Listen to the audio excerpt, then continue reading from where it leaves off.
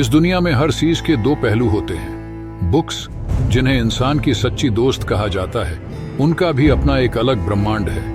कई बुक्स प्रेरणादायक तथा हमारा विचार मंथन करके जीवन में आगे बढ़ने के लिए प्रेरित करती हैं। परंतु बुक्स के संसार में कुछ किताबें ऐसी हैं जिनका शैतानी दुनिया से संबंध होने के साथ नकारात्मक ऊर्जा से युक्त है।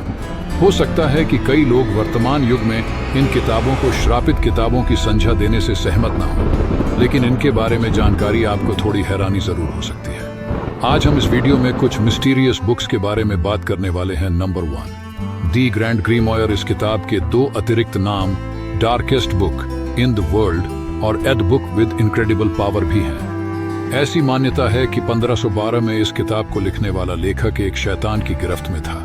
इस पुस्तक की पठनीय सामग्री शैतान और रहस्यमयी ताकतों को बस में करने की तरकीब पर आधारित है।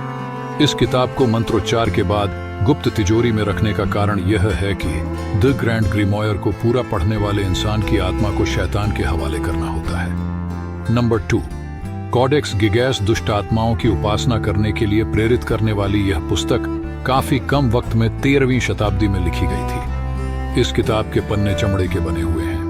ऐसा कहा जाता है कि एक सन्यासी द्वारा मठवासी प्रतिज्ञा को भंग करने के कारण राजा ने उसे जीवित चुनवाने का आदेश दिया।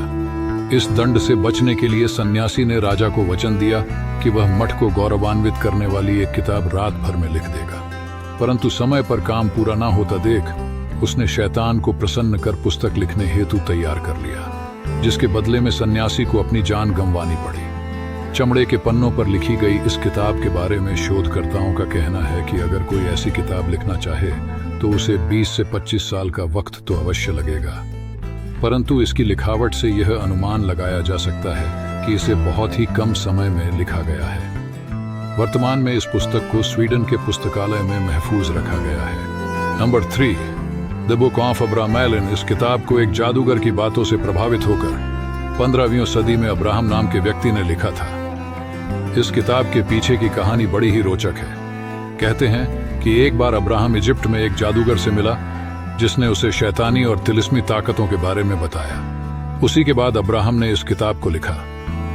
यह पुस्तक मृत मनुष्य को वापस जीवित करने, हवा में उड़ने, आत्माओं से बात करने के तरीकों एवं दुनिया में छिपे खजाने के गुप्त स्थानों के बारे में है।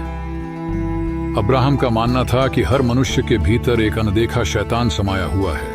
उसी शैतान से रूबरू होने की विधा इस पुस्तक में बताई गई है।